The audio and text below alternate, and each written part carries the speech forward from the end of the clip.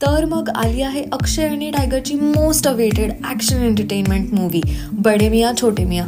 बघा, मला असं वाटतं तुम्ही पाहिलं नसेलच आणि पाहायचा विचार करत असाल तर का हा मूवी पाहावा किंवा का पाहू नये, मी तुम्हाला हेच सांगणार आहे. आणि तुम्हाला एक स्कॅमसुद्धा सांगते. जर मूवी तुम्ही बुक माय शोवरून बुक करत असाल तर तिथे दाखवतंय की शो ऑलमोस्ट फुल आहे, पण आतमध्ये गेल्यानंतर फक्त 10 ते 12च लोक दिसणार आहेत. हां, खरंच.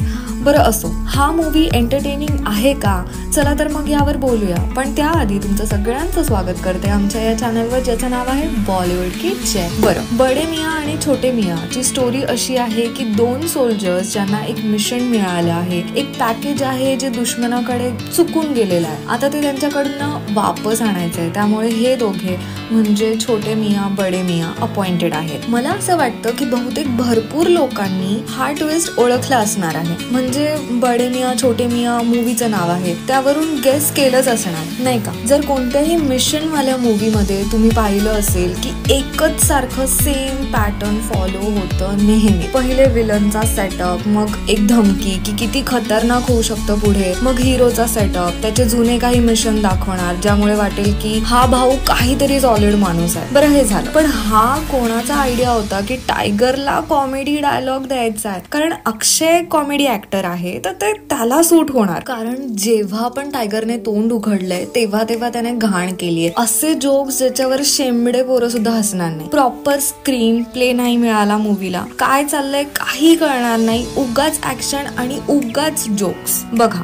जिथपर्यंत मला वाटतंय की भलेही मूवी कुठे चांगली आहे तर कुठे कमजोर आहे, पण लोक अक्षयमुळे या मूवीला हिट बनवूनच सोडणार आहेत. मूवी ऑलमोस्ट 3 तासांची आहे, अर्थात 2 तास 45 मिनिटं. ज्यात मी काही नोटीस केलंय जे ट्रेलर मध्ये दाखवलंय पण मूवी मध्ये चेंज केलंय. पहिलं तर ते दोघं घोड्यावर पळत आहेत तो सीन जो ट्रेलर मध्ये आहे आणि जो दिवसाचा दाखवलेला आहे, आणि मूवी मध्ये तोच सीन रात्रीचा दाखवलाय. दुसरं म्हणायला गेलं तर ट्रेलर मध्ये दाखवलंय टायगर एका साखळीमध्ये फसलाय आणि तो त्याला तोडतोय. बहुतेक मेकर्सला आवडलं नसेल किंवा वाटलं असेल की काहीतरी जास्तीच होतंय म्हणून त्यांनी तो सीन गायबच करून टाकला. पूर्ण चित्रपटामध्ये एवढा ऍक्शन दाखवलाय की स्टोरीला जागाच ठेवलेली नाही. स्टोरी इतकी बेसिक आहे ज्यात सायन्स नाही. अगदी AI टेक्नॉलॉजीचा तडका लावण्याचा प्रयत्न केला, तो पण अगदी पानसट. इथे टायगर त्याच्या फ्लॉप मूवीची गाडी या पिक्चर मध्ये पण चालवत आहे. पण मला अक्षयसाठी वाईट वाटत आहे, कारण त्याच्याकडनं ही उम्मीद नाहीये असे चित्रपट आणणे. अक्षयला काय काय करताना पाहिलंय आणि आज